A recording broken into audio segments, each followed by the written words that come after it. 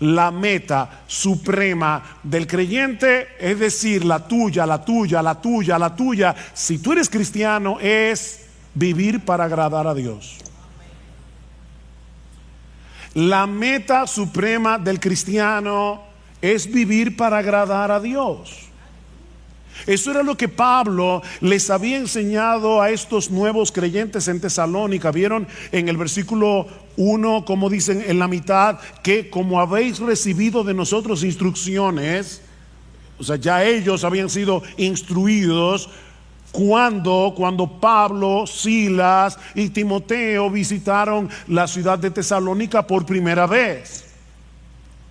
Ahora, recuerden, hermanos, que Pablo y su equipo misionero solo estuvieron unas pocas semanas en Tesalónica antes de tener que salir de la ciudad por la persecución que se desató contra ellos.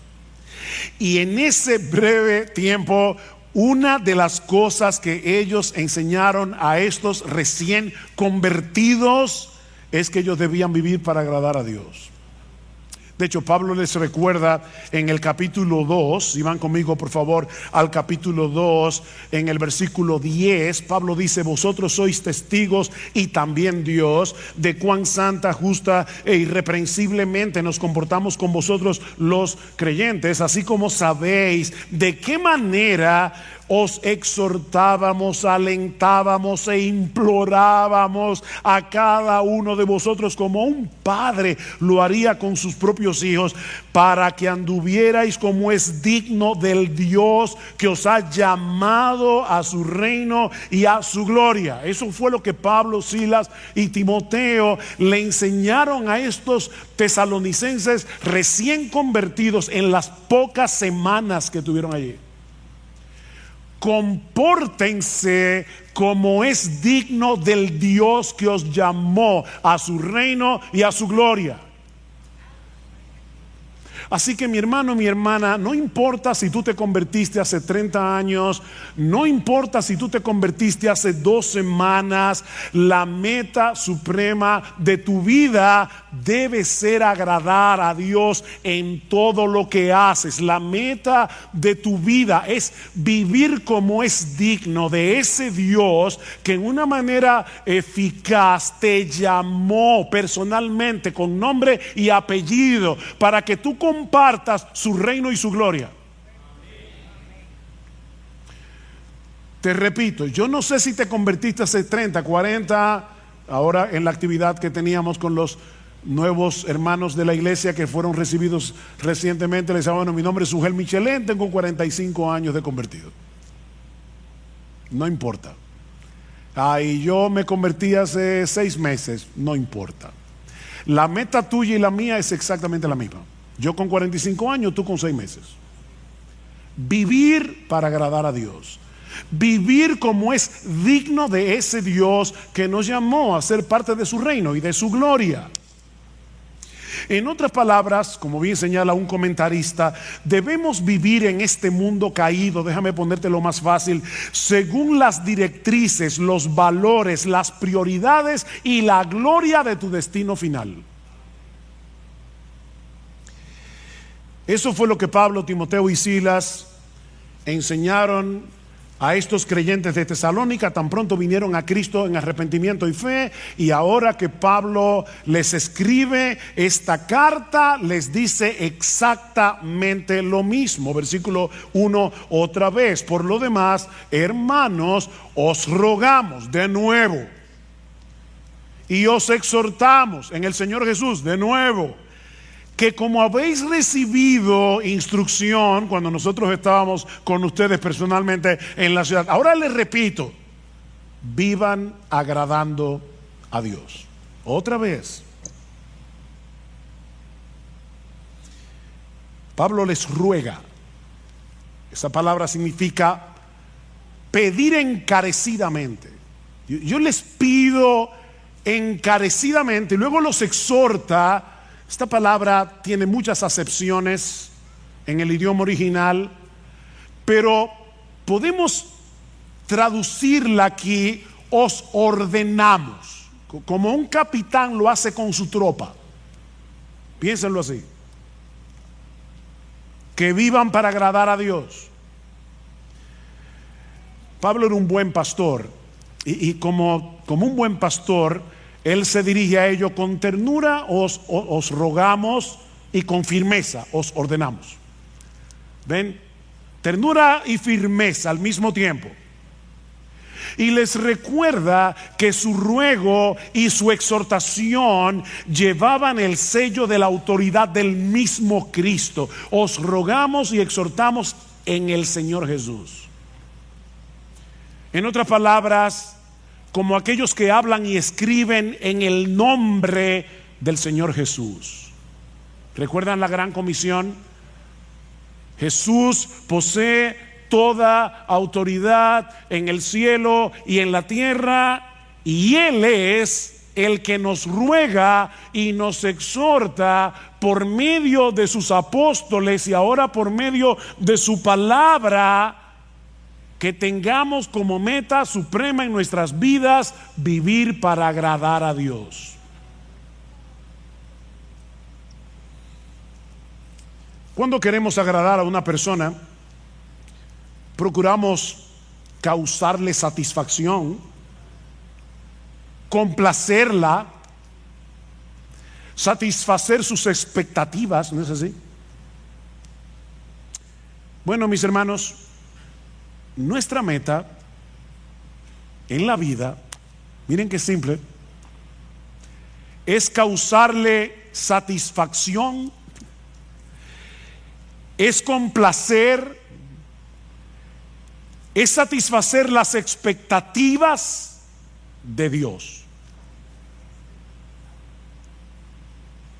Esa es nuestra meta, según lo que Él nos ha revelado en su palabra, no según lo que a mí me parece. Nuestra meta, mis hermanos, no es agradarnos a nosotros mismos.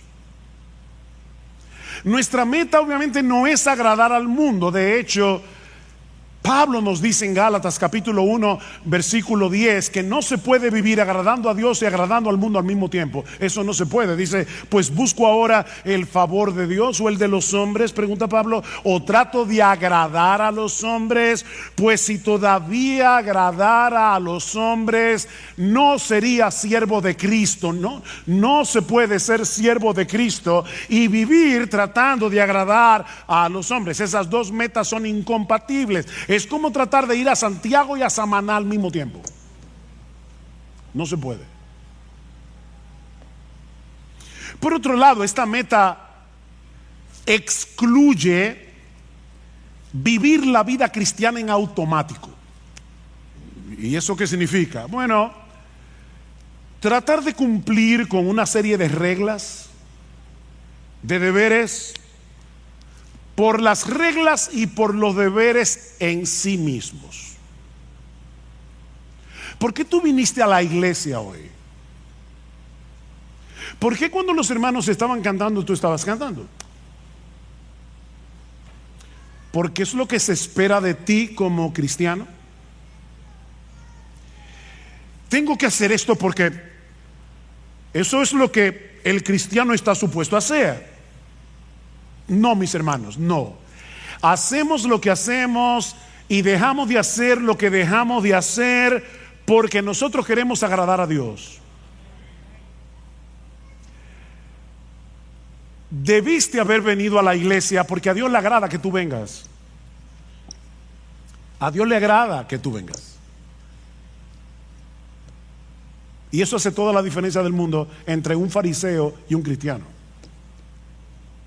entre un legalista y un cristiano. Dice John Piper: agradar a Dios no es simplemente un deber religioso, es la esencia misma de la vida humana. O sea, oigan esto, hermanos, una persona, un ser humano que no está viviendo para agradar a Dios es como un reloj que no da la hora.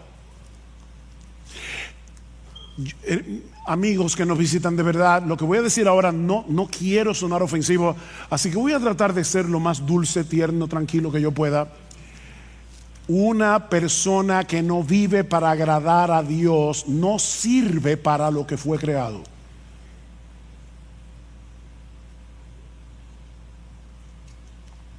Porque Agradar a Dios es la esencia de la vida humana.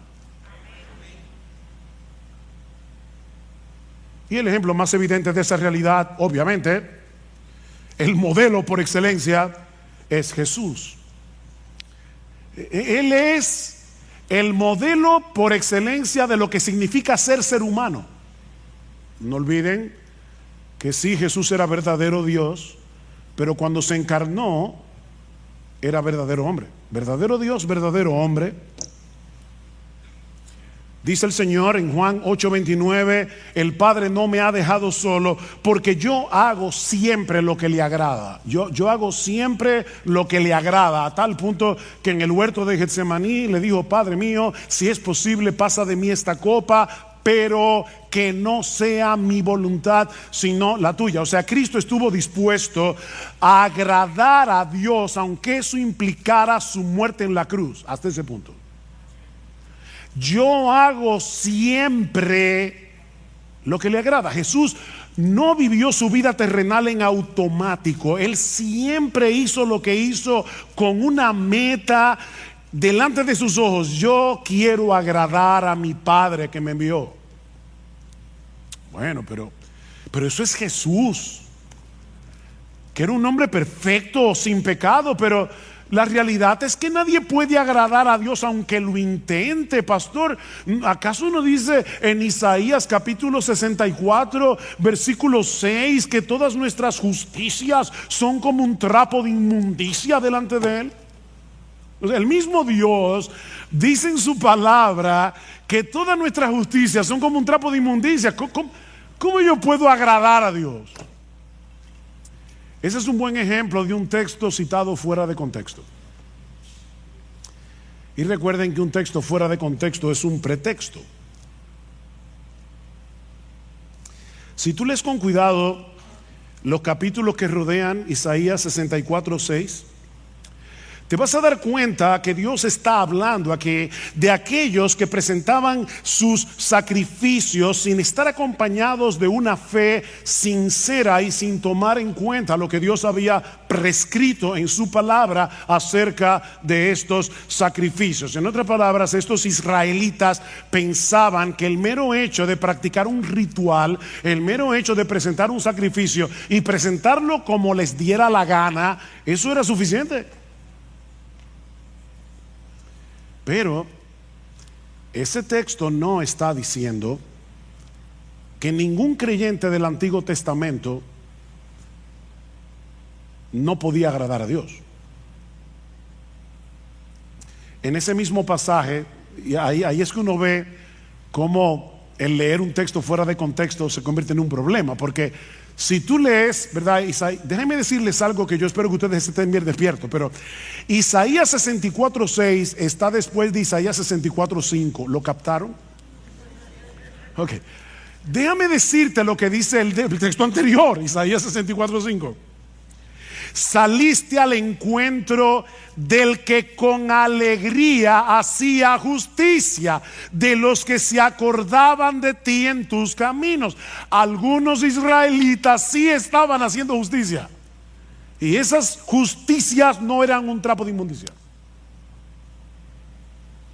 ¿Y quiénes eran esos israelitas cuyas obras no eran trapo de inmundicia? Bueno, déjame darte ahora algo más profundo. Isaías 64:6 está después de Isaías 64:5, e Isaías 64:5 está después de Isaías 64:4. Hoy estoy profundo. Y en Isaías 64:4 dice que los que agradan a Dios son aquellos que esperan en Él. Son aquellos que no están tratando de ganarse el favor de Dios a través de sus sacrificios. Son hombres y mujeres que esperan en Dios. De manera, mis hermanos, que si tú le estás predicando el evangelio a una persona que está tratando de ganarse la salvación, que está tratando de ganarse el cielo, está tratando de ganarse el favor de Dios a través de sus obras y no por medio de la fe, Tú puedes citarle sin problemas Isaías 64:6 y decirle: ay, lamento decirte que todas tus obras de justicia son como un trapo de inmundicia delante de Dios. No te sirven para nada. Pero si estamos hablando con un creyente justificado solo por gracia, solo por Cristo y solo por medio de la fe, que en dependencia del Espíritu Santo está tratando de agradar a Dios, este versículo no aplica. No aplica. En el mismo texto en el que Pablo dice que la salvación es por gracia, por medio de la fe y no por obras, para que nadie se gloríe, Pablo termina diciendo que somos hechura suya, creados en Cristo Jesús para buenas obras, las cuales Dios preparó de antemano para que anduviésemos en ellas. El cristiano no está tratando de agradar a Dios para ganarse algo, no está tratando de agradar a Dios para ganarse el cielo, para ganarse su favor, sino porque ya fue favorecido de pura gracia, aunque él no lo merecía, porque él confió en la persona y la obra de Cristo. Este creyente quiere vivir para agradar a Dios, dependiendo de la misma gracia que lo salvó. ¿Ven? Él es salvo por gracia, obediente por gracia, hace buenas obras por gracia. Él está dependiendo de la misma gracia que lo salvó. 1 Corintios 15:10, Pablo dice: por la gracia de Dios yo soy lo que soy. Su gracia no ha sido en vano para conmigo. O sea, su gracia ha estado operando en mí para que yo haga todo lo que hago. Es su gracia. En otras palabras, yo quiero convencerte en esta mañana de que tú puedes agradar a Dios. Podemos agradar a Dios porque ya Dios nos capacitó para agradarlo y puso en nosotros por su Espíritu el deseo de hacerlo. Nos capacitó y nos motiva. Uno de los pasajes del Nuevo Testamento que mejor expresa esa misteriosa interacción entre el obrar de Dios y nuestro obrar, y de paso es uno de mis textos favoritos del Nuevo Testamento, es Hebreos capítulo 13 versículo 20 y 21, en una doxología donde Pablo expresa lo siguiente: y el Dios de paz, que resucitó de los muertos a nuestro Señor Jesucristo, el gran pastor de las ovejas, por la sangre del pacto eterno, os haga, ese buen pastor, os haga aptos en toda buena obra, para que hagáis su voluntad. Ahora el misterio: haciendo Él en vosotros lo que es agradable delante de Él por Jesucristo. Haciendo Él en vosotros lo que es agradable delante de Él por Jesucristo, al cual sea la gloria por los siglos de los siglos. Amén. Nuestro gran pastor no solo derramó su sangre por nosotros en la cruz para el perdón de nuestros pecados, sino que ahora Él continúa fortaleciéndonos, Él continúa capacitándonos internamente, Él continúa manteniendo viva nuestra fe para que podamos hacer lo que es agradable para Dios. Y insisto en lo de la fe porque la Biblia dice en Hebreos capítulo 11 versículo 6 que sin fe es imposible agradar a Dios.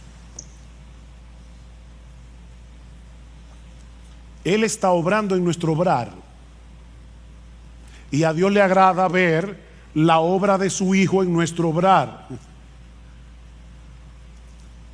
O como dice Pablo en Filipenses 2:13, Él es el que está produciendo en nosotros el querer como el hacer por su buena voluntad.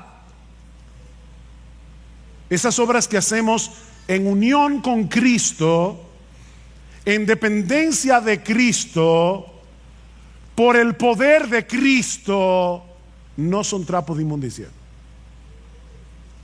No son trapos de inmundicia. De manera que si tú eres un creyente, un verdadero creyente, no solamente puedes, es que tú debes vivir agradando a Dios.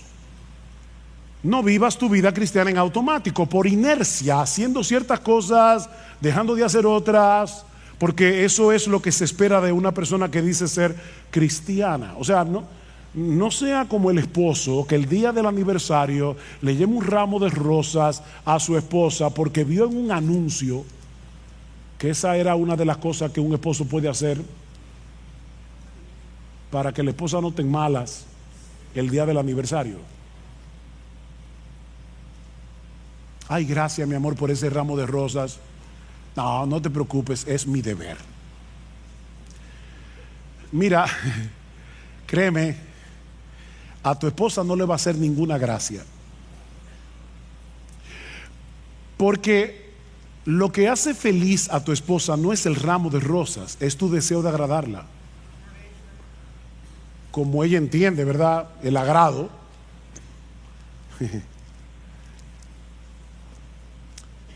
Bueno, en un grado infinitamente superior, todo aquel que sabe que fue elegido por Dios el Padre para salvación desde antes de la fundación del mundo, todo aquel que sabe que Dios el Hijo derramó su sangre en una cruz para el perdón de nuestros pecados, todo aquel que sabe que Dios, el Espíritu Santo, le cambió su corazón, le dio nueva vida para que pudiera arrepentirse y creer en Cristo, debe anhelar de todo corazón vivir para agradar a aquel que lo amó de ese modo.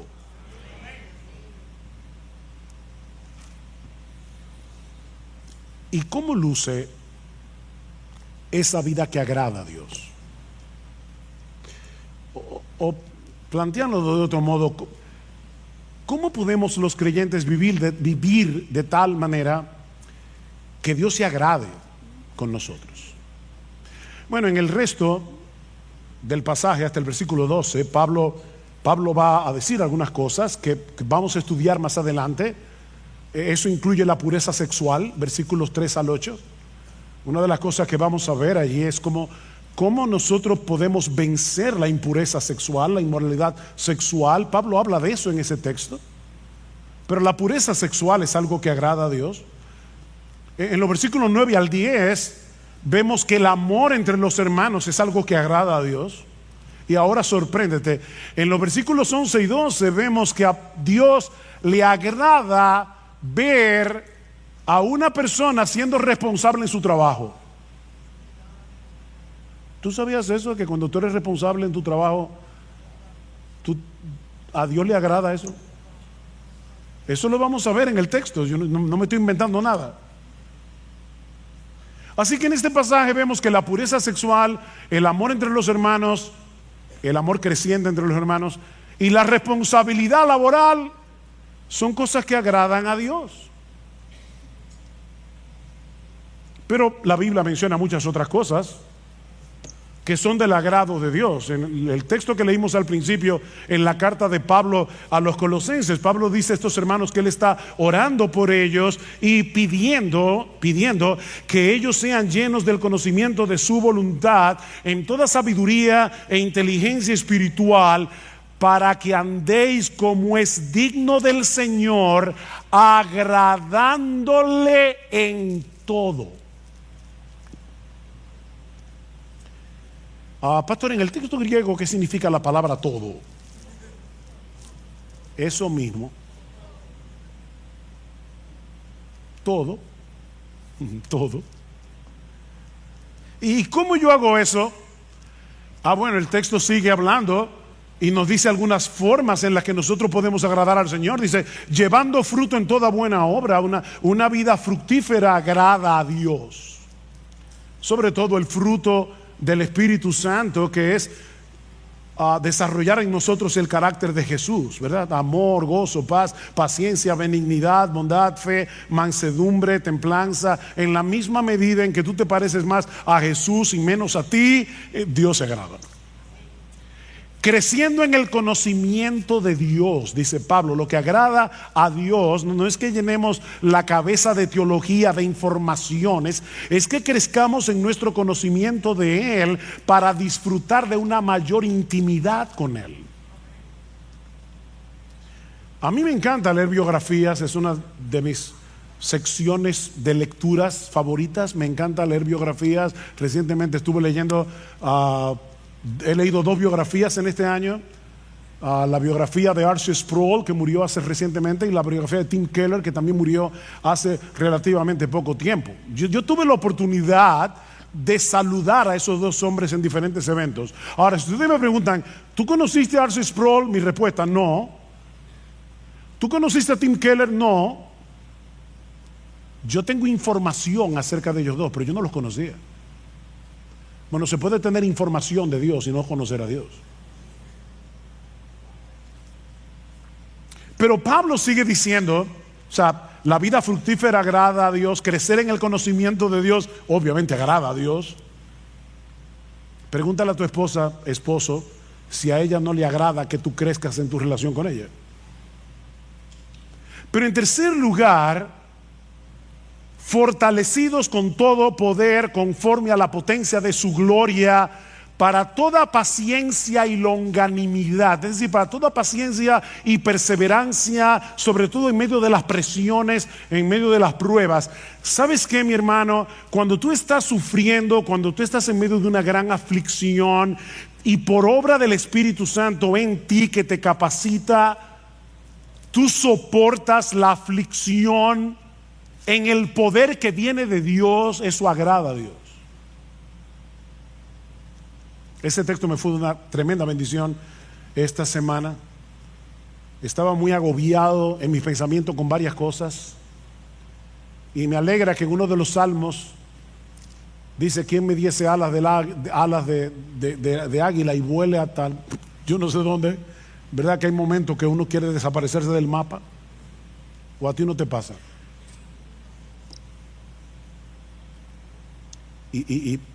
Y con ese sentimiento en mi corazón, créame, vino ese texto a mi mente. Y yo dije: no, Padre, perdóname. O sea, el asunto aquí no es huir, no es escapar, es fortalecerme en ti. Porque cuando yo hago eso, a ti te agrada, a ti te agrada que en la prueba, en el dolor, me fortalezca en Dios. Eso agrada a Dios.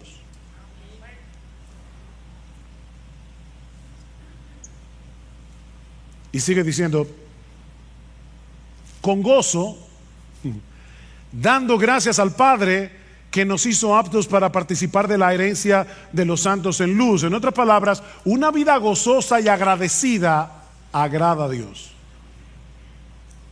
Una vida con gozo y con gratitud agrada a Dios.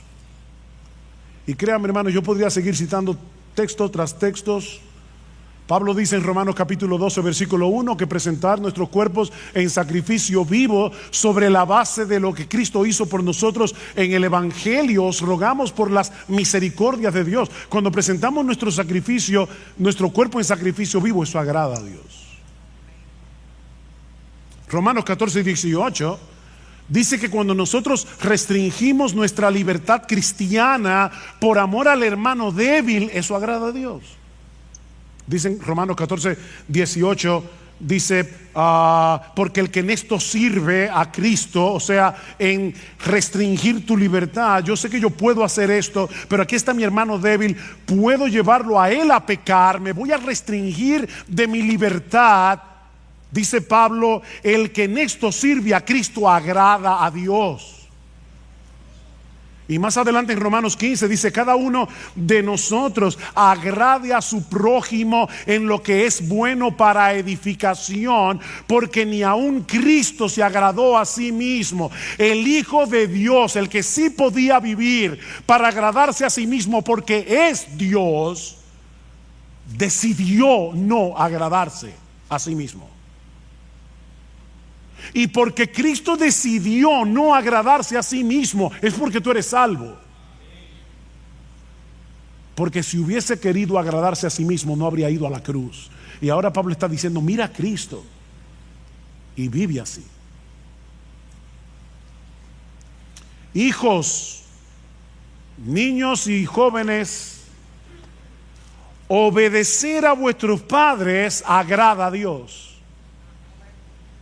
Colosenses capítulo 3 versículo 20 dice: hijos, obedeced a vuestros padres en todo, porque esto agrada al Señor. La próxima vez que tus padres te pidan algo que no te agrade hacer, no piensa en este momento: lo que mi papá me está pidiendo no me agrada, pero a Dios le agrada que yo obedezca, a menos que sea un pecado. A Dios le agrada que andemos en comunión con Él. Es interesante que en Génesis capítulo 5 versículo 22 dice que Enoc anduvo con Dios. Ustedes conocen ese texto. Pero en la versión griega del Antiguo Testamento, conocido como la Septuaginta, dice que Enoc agradó a Dios. O sea, donde dice que Enoc anduvo con Dios, la Septuaginta dice agradó a Dios. Y luego el autor de la carta a los Hebreos, basándose en este texto, dice: por la fe Enoc fue traspuesto para no ver muerte, y no fue hallado porque lo traspuso Dios, y antes que fuese traspuesto tuvo testimonio de haber agradado a Dios. ¿Ven que se puede agradar a Dios? Dios no le dijo a Enoc: eso es trapo de inmundicia. No.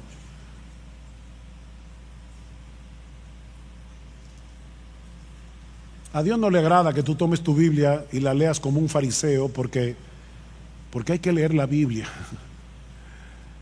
No, Él quiere que tú quieras tener comunión con Él, leyendo su palabra, que quieras tener comunión con Él en oración, que te pases el día viviendo con Dios, andando con Dios, en el día a día. Eso agrada a Dios. A Dios le agrada que los pastores prediquemos fielmente su palabra. Este texto siempre es una motivación para mí. En 1 Tesalonicenses capítulo 2 versículo 4 dice Pablo que su exhortación a ellos no procedió de error, ni de impureza, ni fue con engaño, sino que así como hemos sido aprobados por Dios para que se nos confiara el evangelio, así hablamos, no como agradando a los hombres, sino a Dios. O sea, Pablo dice: cuando yo predico la palabra, yo no trato de agradar a los hombres. Claro, tampoco me igual que ofenderlos.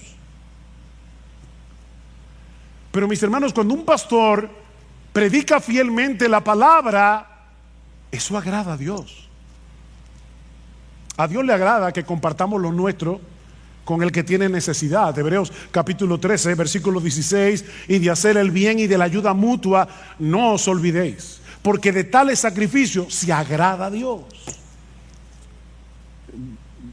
¿Quiere que te cite más textos? No puedo. Alguien lo resume de esta manera: cada vez que tú confías, o sea, vives por fe y obedeces, estás agradando a Dios. Cada vez que tú confías y obedeces, estás agradando a Dios. Así de sencillo. Él sabe que nuestra fe no es perfecta. Él sabe que nuestra obediencia no es perfecta.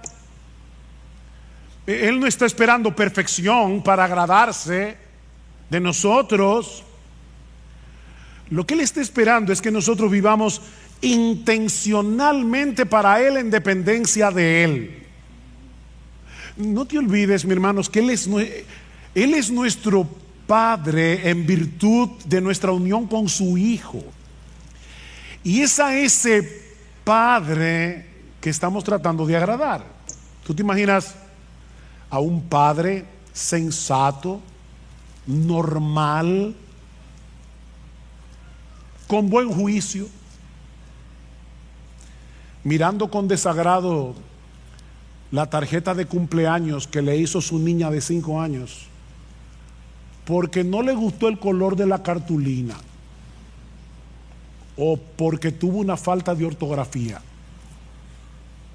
Es absurdo, ¿verdad? Bueno, parece que algunos cristianos se imaginan a Dios mirándonos de esa manera. No me gustó el color de la tarjeta. Trapo de inmundicia.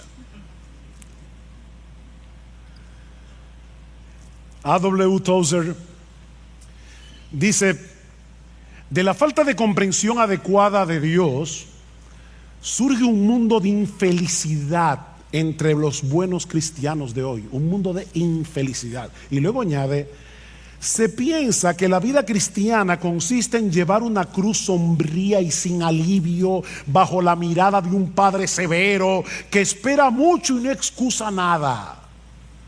Un padre austero, malhumorado, muy temperamental y extremadamente difícil de complacer.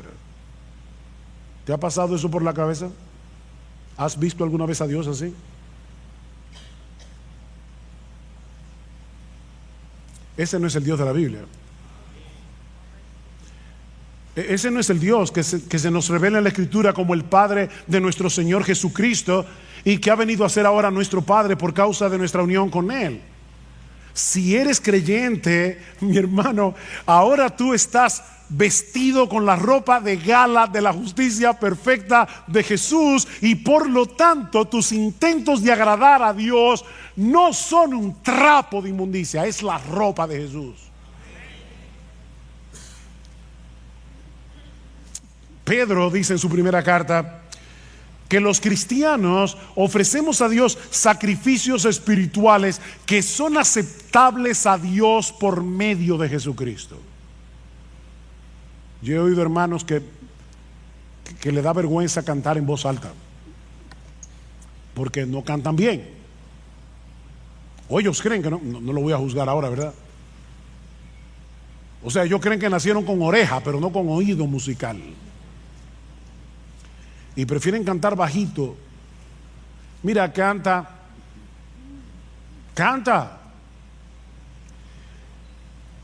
Que tus gallos y tus desafines son lavados por la sangre de Jesús antes de que lleguen al oído del Padre. Tus sacrificios espirituales son aceptables delante de Dios por Jesucristo. Ahora, no me malentiendan, yo no estoy diciendo que podemos darle a Dios cualquier cosa y vamos a esperar que Él se contente con eso. No, yo no estoy diciendo eso. Lo que estoy diciendo, mis hermanos, es que tú y yo, si somos cristianos, debemos entregarle toda nuestra vida viviendo intencionalmente para agradarle a Él, pero sabiendo de antemano que la perfección de Jesús cubrirá todas nuestras imperfecciones. Eso es lo que estamos diciendo. Pero vive para agradar a Dios.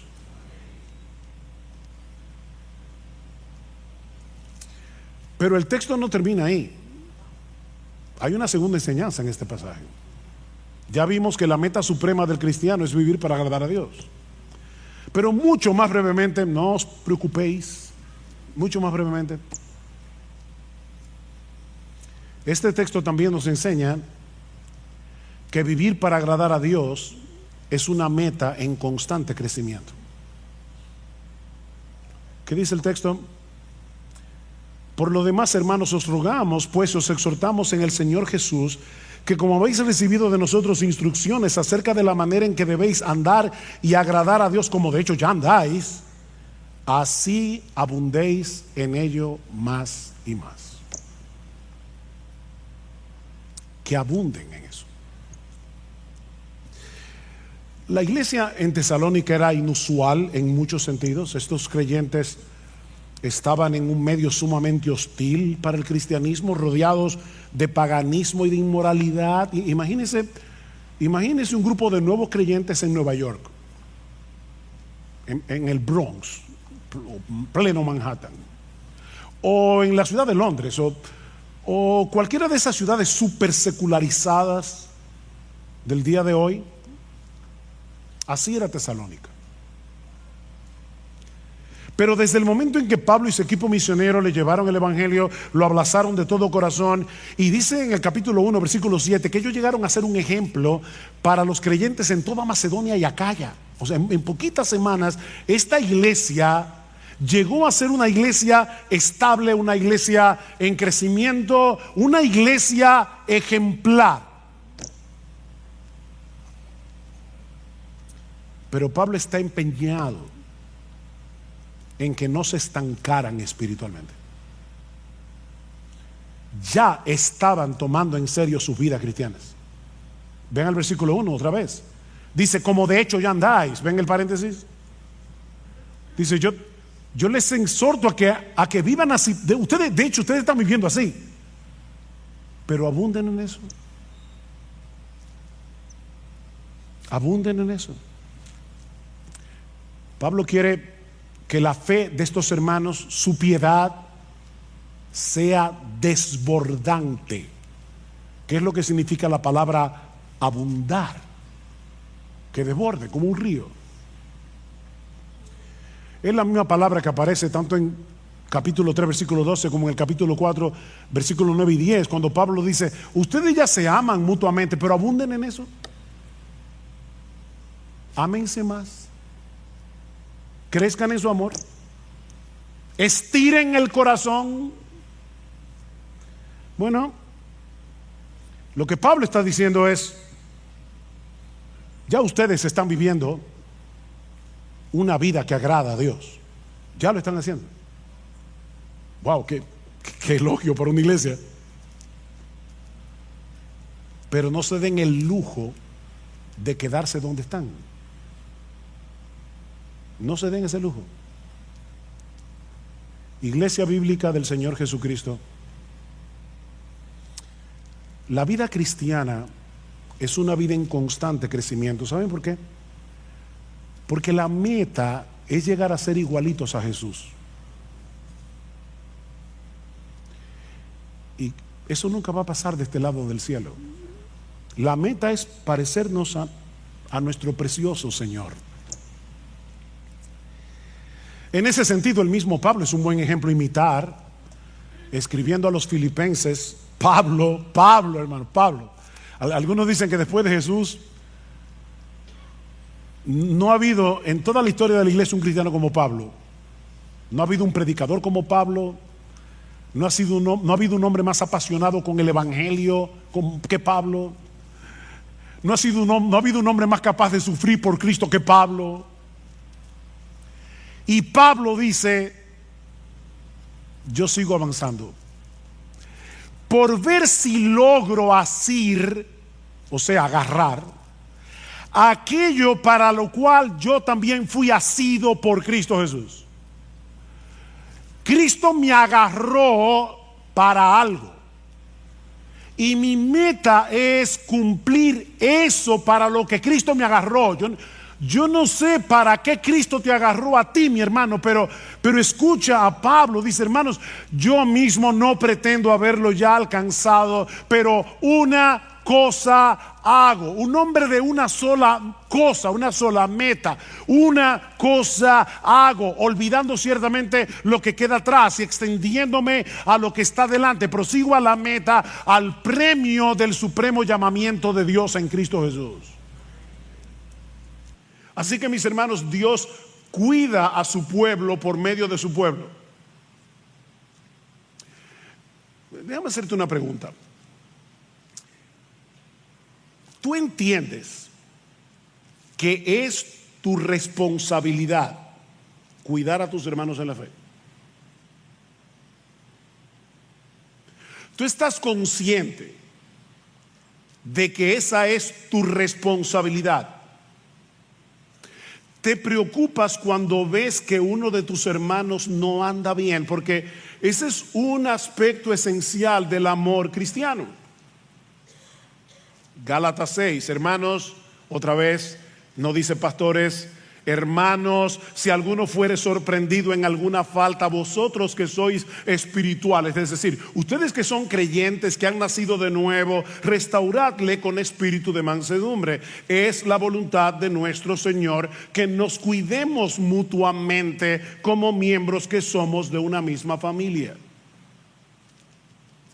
Pablo estaba realmente preocupado por estos creyentes, y lo mismo Timoteo. Y por eso tomaron la decisión de separarse en Atenas para que Timoteo fuera en ayuda de estos hermanos en Tesalónica, lo que nos lleva a la segunda enseñanza que podemos extraer de este pasaje, y es que el verdadero amor cristiano nos mueve a hacer todo lo que esté a nuestro alcance para cuidar de nuestros hermanos. Es un poco diferente al punto anterior. El punto anterior fue preocúpate, pero no te quedes preocupándote, haz algo.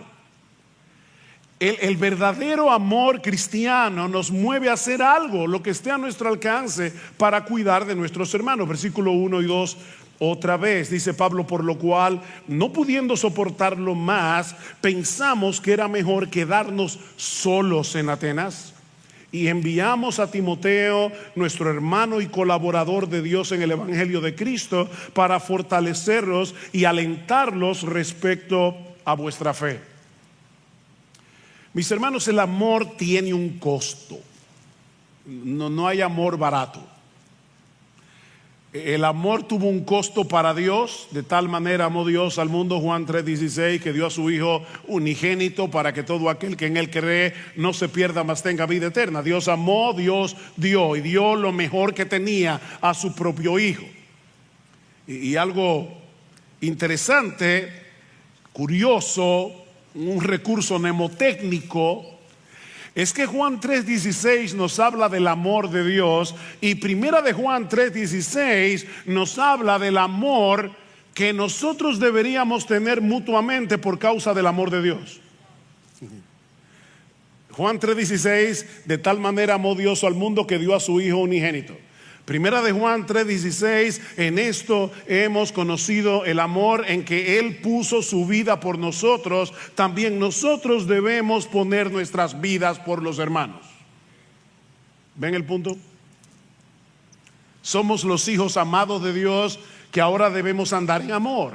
Y no debemos amar de palabras y de lengua, como dice Juan 2 versículos más abajo, sino de hecho y en verdad. Bueno, en el caso de Pablo, el costo fue quedarse solo en Atenas para que Timoteo fuera en ayuda de estos hermanos en Tesalónica.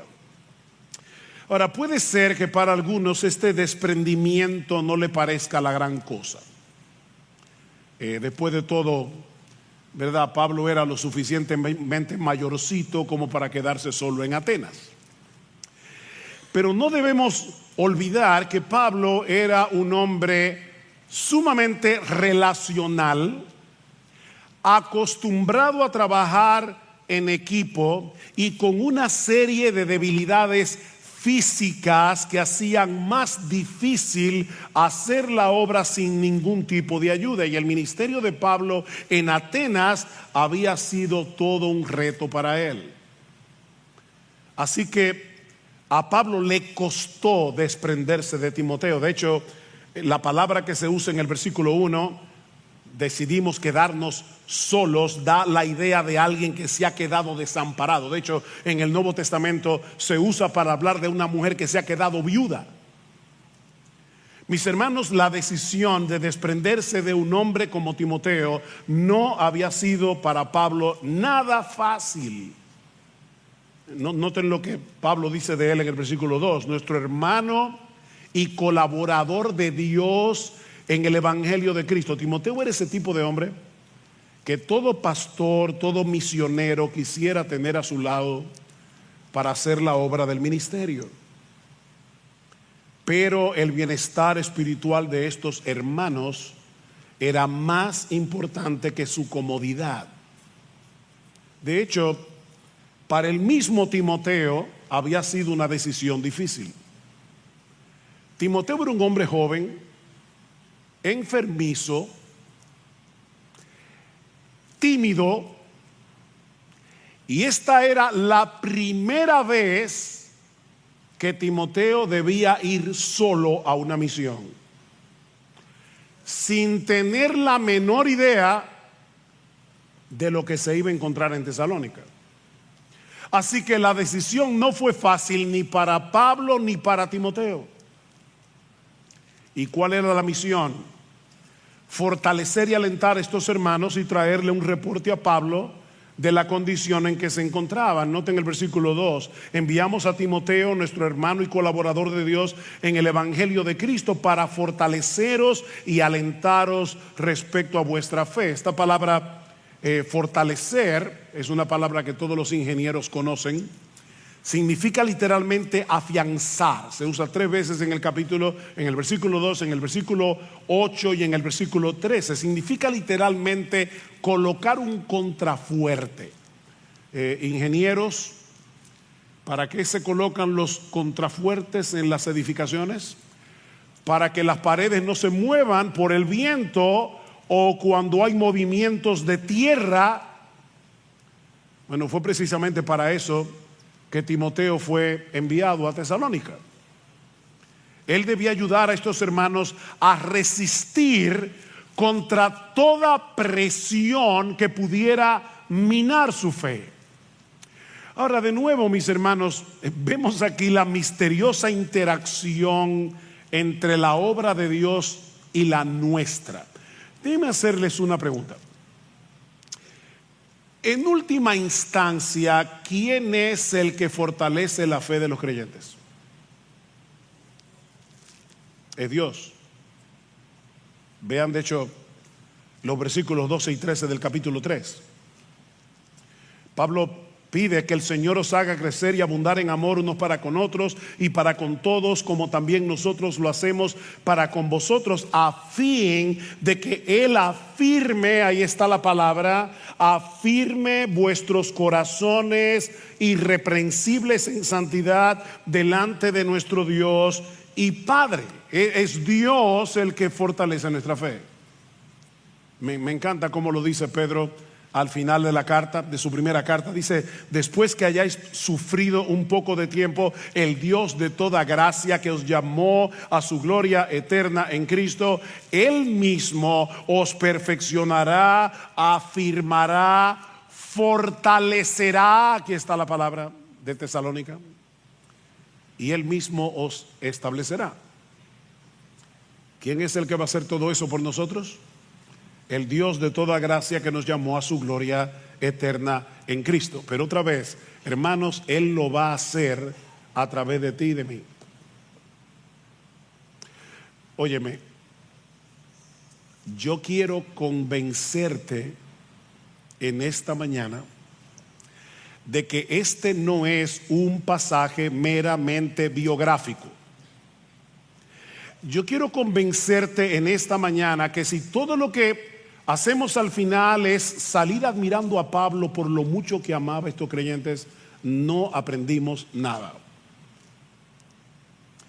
Es Dios el que fortalece la fe de los creyentes, y Dios usa hombres jóvenes, tímidos, enfermizos, como Timoteo, o como tú, para hacer eso en la vida de los hermanos. Dios nos usa a nosotros para que nos fortalezcamos mutuamente y para que nos consolemos mutuamente, como dice el versículo 2. Dice: lo envié a ustedes para que los fortalezca y los aliente, es decir, para que los consuele, para que los anime. Y la idea es la de colocarse al lado de ellos para evitar que fueran sacudidos en medio de tanta presión. Dice: a fin de que nadie se inquiete, a fin de que nadie se perturbe en medio de la persecución. Ahora, ¿cómo debía hacer eso Timoteo? ¿Cómo debes hacerlo tú? Recordándoles que el sufrimiento por causa de Cristo no es una opción para el creyente, ni es algo fuera de lo normal. Timoteo debía fortalecer la fe de estos hermanos, animar a estos hermanos, consolar a estos hermanos, recordándoles que el sufrimiento no es una opción para el cristiano. El sufrimiento no es algo fuera de lo normal. Pablo quiere que Timoteo le recuerde a los tesalonicenses dos cosas: que la aflicción por la que estaban atravesando no era un accidente y que Pablo se los había advertido. Vean el versículo 3. A fin de que nadie se inquiete por causa de estas aflicciones, porque vosotros mismos sabéis que para esto hemos sido destinados. Y luego sigue diciendo: porque en verdad cuando estábamos con vosotros os predecíamos que íbamos a sufrir la aflicción, y así ha acontecido como sabéis. Mis hermanos, los cristianos estamos destinados a sufrir por causa de nuestra fe.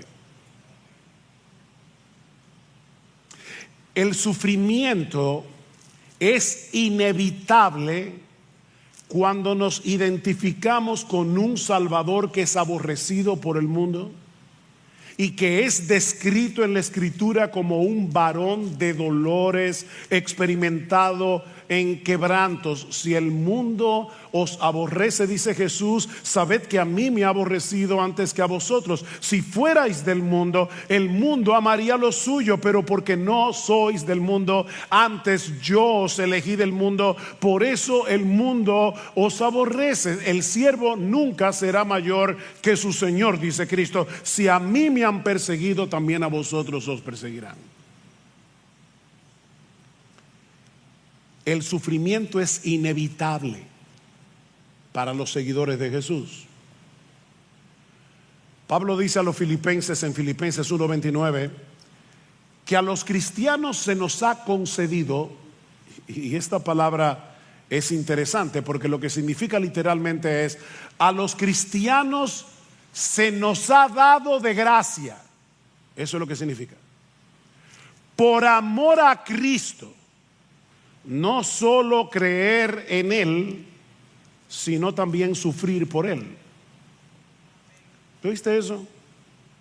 En su gracia, Dios nos concedió las dos cosas: la fe para creer en Él y el privilegio de sufrir por Él.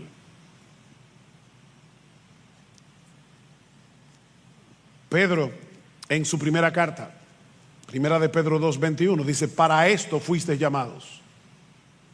O sea, Dios nos llamó eficazmente a salvación. ¿Para qué? Dice: para esto fuisteis llamados, porque también Cristo padeció por nosotros, dejándonos ejemplo para que sigáis sus pisadas. Mis amados hermanos, el camino a la gloria pasa primero por la cruz. Así fue para Cristo y así lo será para ti también. Pedro dice a estos creyentes más adelante: miren, no se sorprendan del fuego de prueba que os ha sobrevenido, como si alguna cosa extraña estuviera aconteciendo. Gozaos por cuanto sois participantes de los padecimientos de Cristo, para que también en la revelación de su gloria os gocéis con gran alegría. Mis hermanos, el sufrimiento por causa de Cristo es un sello de pertenencia. Es una confirmación de que realmente le pertenecemos a Él. ¿Y quieren oír algo más sorprendente?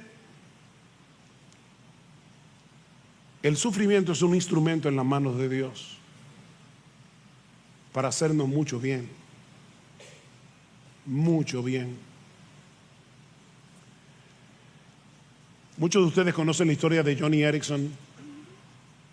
Joni sufrió una fractura cervical en el año 1967. Tenía 18 años de edad, la dejó tetrapléjica. Hasta el día de hoy, 56 años después. 56 años después. Estaba leyendo esta semana algo que Joni escribió recientemente acerca del sufrimiento. Y de verdad, hermanos, yo le oro al Señor porque me imagino que muchos de ustedes ahora mismo están pasando por diversas providencias aflictivas. Y yo le pido al Señor que el Espíritu Santo grabe estas palabras en tu corazón. El sufrimiento, dice Johnny, tiene una forma de llevarte más allá de las aguas superficiales de la vida, donde tu fe solo te llega hasta los tobillos y te arroja a las profundidades insondables de Dios. Un lugar donde Jesús es el único que puede tocar fondo. Ahí te arroja el sufrimiento. Y más adelante dice ella en este mismo artículo: tu llamado a sufrir proviene de un Dios tierno, más allá de toda descripción. No malinterpretes los caminos de tu amoroso Señor. Tu dolor, y esta frase me caló profundamente el alma, tu dolor es un lugar de encuentro privado con Dios, un espacio difícil pero personal, donde conocerás sin lugar a dudas el amor más asombroso de Cristo por ti. Es un espacio muy particular de comunión con Dios que no se puede tener si no es en medio de la aflicción.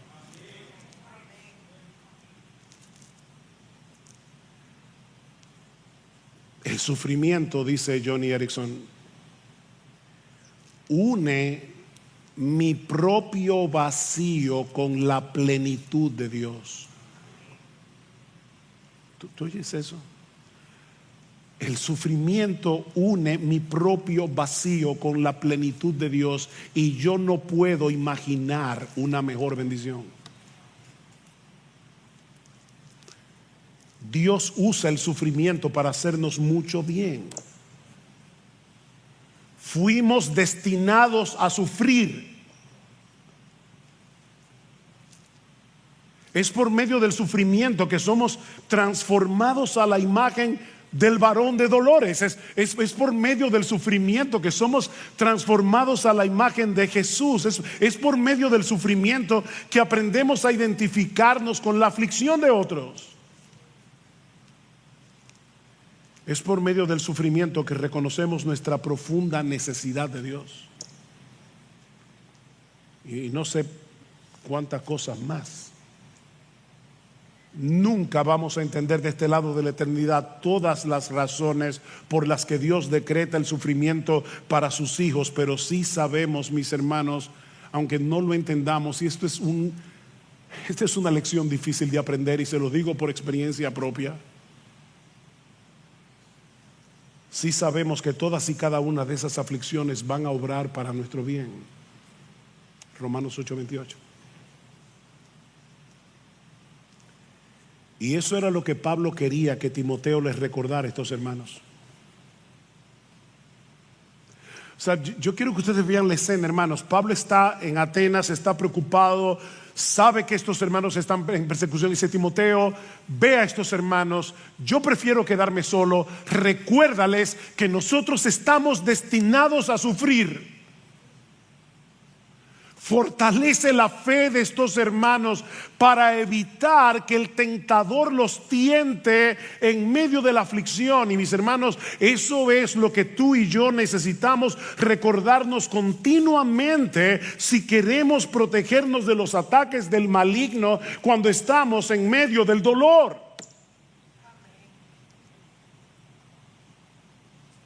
Tú y yo necesitamos esa lección.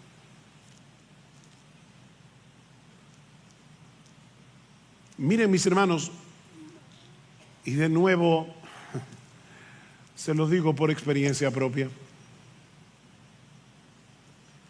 pocas cosas pueden ser más peligrosas que sufrir con una mala teología.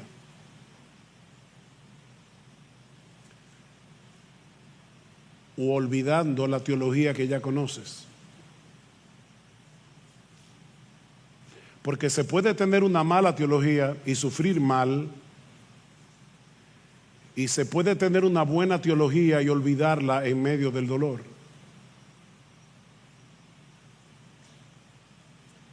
El sufrimiento es peligroso, hermanos, cuando se tiene una mala teología.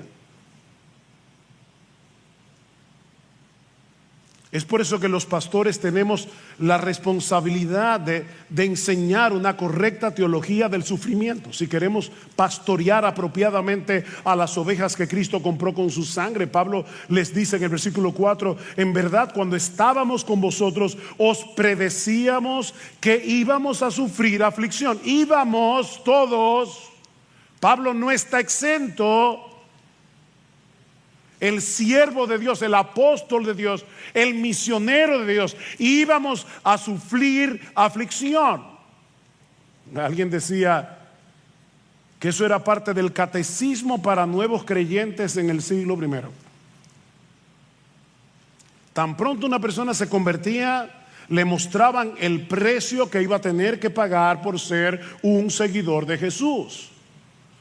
Dice en Hechos 14:21 que en el segundo viaje misionero Pablo y Bernabé volvieron a Listra, a Iconio y Antioquía. Ellos habían fundado iglesias anteriormente. En el primer viaje dice, confirmando los ánimos de los discípulos, exhortándoles a que permaneciesen en la fe. Noten la similitud con el pasaje de Tesalónica, exhortándoles a que permaneciesen en la fe y diciéndoles, es necesario que a través de muchas tribulaciones entremos en el reino de Dios. Es necesario, esto no es opcional. Los cristianos necesitamos tener una buena teología del sufrimiento.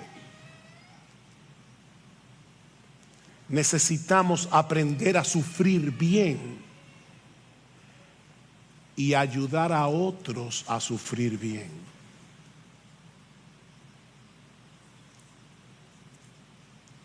Eso es parte del amor cristiano. Y por favor, hermano, no pienses en tu corazón, yo me alegro que estén diciéndole eso a la iglesia. No, yo te lo estoy diciendo a ti.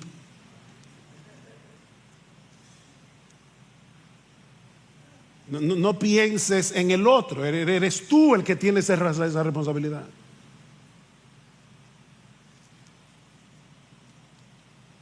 Debemos colocarnos al lado del que sufre. Pero tú no sabes lo que yo he sufrido. Pablo estaba sufriendo cuando envió a Timoteo. El sufrimiento no nos exime de amar. El sufrimiento no nos exime de ponernos al lado del que sufre y ayudarlo a sufrir bien.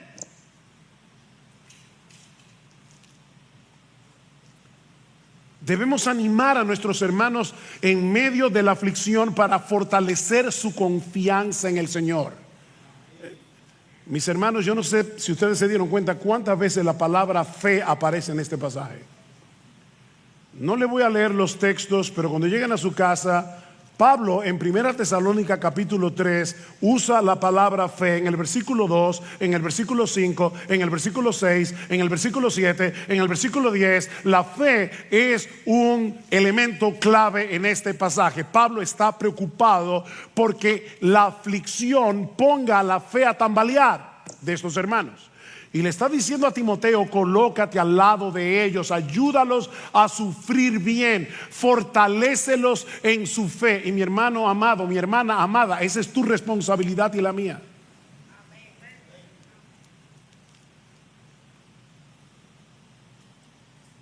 Esa era la misión de Timoteo. Instruir a estos hermanos, consolar a estos creyentes para que se mantengan firmes en su fe y para que se mantengan firmes en su amor. Vean el versículo 1 Tesalonicenses 4:18.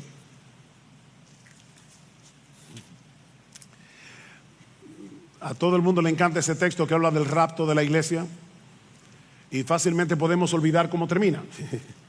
Vamos a llegar ahí, no se preocupen, que vamos a hablar de qué significa ese texto, pero Pablo dice, por lo tanto, confortaos unos a otros con estas palabras. Ustedes están siendo perseguidos, están siendo presionados.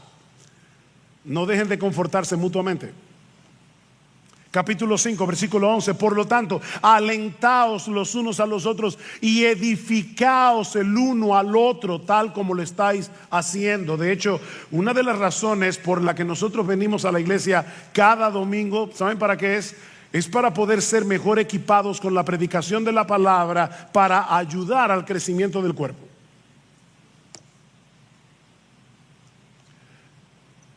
Tú viniste hoy a ser entrenado. Esa es la enseñanza de Pablo en Efesios 4:11, que Dios ha dado a los pastores, ¿para qué? Dice, el mismo Cristo ha dado a los pastores y maestros, ¿para qué? Para que equipen a los santos, ¿para qué? Para la obra del ministerio, para la edificación del cuerpo de Cristo, hasta que todos lleguemos a la unidad de la fe y del conocimiento del Hijo de Dios, para que todos como un cuerpo sigamos creciendo. Así que yo estoy aquí, mi amado hermano, mi amada hermana, yo estoy aquí instruyéndote a ti para hacer mejor tu trabajo. Para eso viniste a la iglesia hoy. Una de las razones. Y no solamente eso, dice en primera ya voy a decir en primera de Hebreos. Dice en Hebreos capítulo 10, versículo 23 al 25, que una de las razones por la que no debemos dejar de congregarnos como algunos tienen por costumbre es precisamente para que podamos alentarnos mutuamente. Así que no solamente tú debes venir a la iglesia para ser instruido, para hacer mejor tu trabajo, sino que al mismo tiempo debe venir con la intencionalidad de encontrar a cuál hermano, a cuál hermana es que tú vas a poder ministrarle en la mañana de hoy con la misma palabra con la que tú estás siendo ministrado.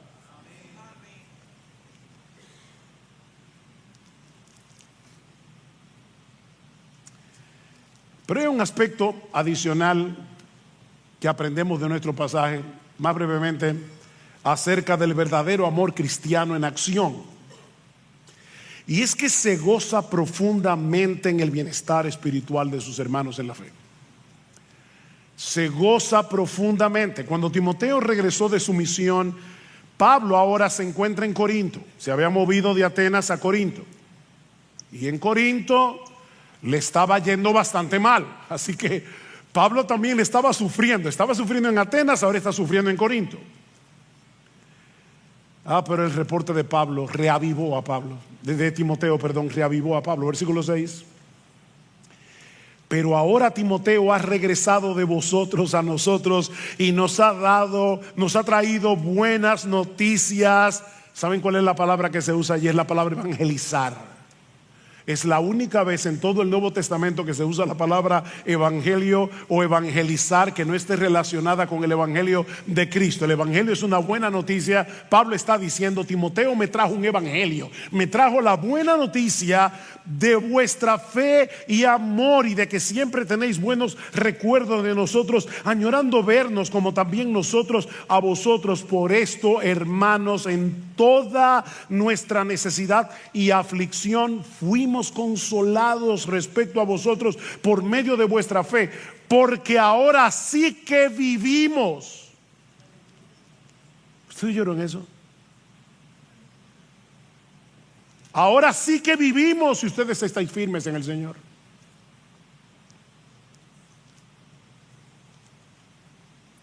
Las noticias de Timoteo reavivaron a Pablo. Pablo, a pesar de todo el sufrimiento, a pesar de toda la presión que están sufriendo nuestros hermanos en Tesalónica, ellos continúan firmes. Y no sé si notaron, pero dice firmes en su fe y en su amor. ¿Lo vieron en el versículo 6? Decía Calvino que estas dos palabras, fe y amor, resumen la totalidad de la piedad. ¿Cómo sabemos que una persona es piadosa? Porque tiene fe y tiene amor. En medio de la persecución, estos creyentes recién convertidos, no lo olviden, mantenían viva su fe en Cristo y el amor uno con otros. Fe y amor. Por eso les decía hace un rato, el sufrimiento no es una excusa, ni para dejar de confiar en Dios, ni para dejar de amar a otros. El sufrimiento no es una excusa, no es una excusa. La fe y el amor se fortalecen mutuamente en medio del dolor. La fe nos mueve al amor, el amor fortalece nuestra fe. De hecho, noten otra vez el capítulo 3, versículo 12, dice que el Señor os haga crecer y abundar en amor, unos para con otros y para con todos, como también nosotros lo hacemos para con vosotros. ¿Ven cómo Pablo se está presentando aquí como un modelo, como un ejemplo? Que el Señor os haga crecer y abundar en amor. Sí, yo sé que están sufriendo. Sí, yo sé que están en aflicción. Sí, yo sé que están siendo presionados por sus familiares. Sí, yo sé que están sufriendo un montón de aflicciones, pero por favor no se dejen de amar.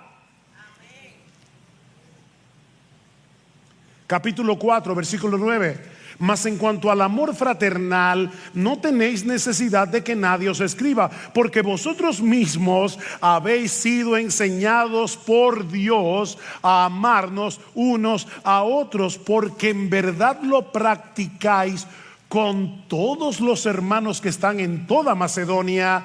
Pero os instamos, hermanos, a que abundéis en ello más y más. Yo sé que ustedes se aman. Yo sé que ustedes están practicando el amor genuino unos para con otros. Pero ¿saben, mis hermanos, cuál es la medida de ese amor? La medida de ese amor es Jesús.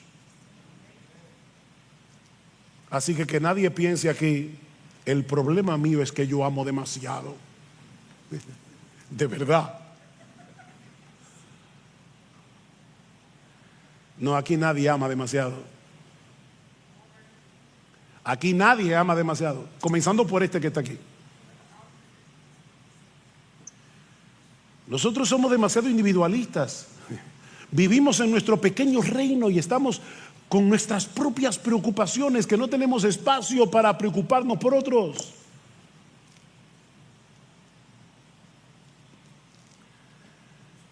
Timoteo le dice a Pablo: Pablo, estos hermanos están bien. Están bien, mantienen la fe y el amor. Y no solo eso, nos recuerdan con cariño. Y alguien puede decir, ¿y eso qué importancia tiene? Oh, hermanos, no olviden que a Pablo y a Timoteo y a Silas los estaban calumniando en Tesalónica los enemigos del evangelio, y ellos les están diciendo, Timoteo le está diciendo a Pablo: Pablo, estos hermanos, a pesar de las calumnias, mantienen intacto su amor por nosotros. ¿Y saben qué? Eso era en sí mismo una prueba adicional de que ellos estaban bien espiritualmente. Mira, y Dios sabe que estoy diciendo esto por amor a la iglesia, no sacando ventaja del texto. Llamo a Dios de testigo, pero es mi deber decirlo. Apreciar a los que cuidan de ti espiritualmente es una evidencia de salud espiritual. Es porque estás apreciando tu alma. Y por eso aprecias que alguien cuide de ti, que alguien te predique la palabra, que alguien te predique el evangelio, que alguien te recuerde el amor de Cristo, que alguien te instruya a través de la predicación de la palabra. Y eso es lo que está pasando aquí. La razón por la que Pablo se llena de gozo no era porque Pablo era un egoísta que estaba esperando retorno de su amor. Es que él está pensando en la salud y en la condición espiritual de estos hermanos en Tesalónica. Y cuando Timoteo le dice: Pablo, a pesar de todas las calumnias, estos hermanos te añoran. Ellos recuerdan cómo sacrificialmente tú llegaste a Tesalónica predicándoles el evangelio. Eso llenó de gozo a Pablo. En otras palabras, Pablo está experimentando aquí el sentimiento de Primera de Juan. o de tercera de Juan 4. Nadie tiene mayor gozo que este. ¿Cuál es? El saber que nuestros hijos andan en la verdad. Miren, mis hermanos, para un verdadero pastor, créame, nada le causa más tristeza que ver a los miembros de su iglesia andando mal. Tú tienes un potencial de herir el corazón de tus pastores. Y ustedes no se imaginan cuánto. Nada le causa más tristeza a un verdadero pastor que ver a un miembro de su iglesia andando mal. Pero nada causa mayor gozo a un pastor que ver a los miembros de su iglesia aferrados a la verdad. Yo no tengo mayor gozo que este, dice Juan. De ahí la reacción de Pablo, versículo 8, porque ahora sí que vivimos. ¿Oyeron eso? Ahora sí que vivimos si vosotros estáis firmes en el Señor. Pablo se siente tan aliviado por las noticias de Timoteo que en medio de las dificultades que él estaba experimentando en Corinto, ahora siente que le ha vuelto la vida. Pablo ha vuelto a respirar. ¡Wow! ¡Qué bueno!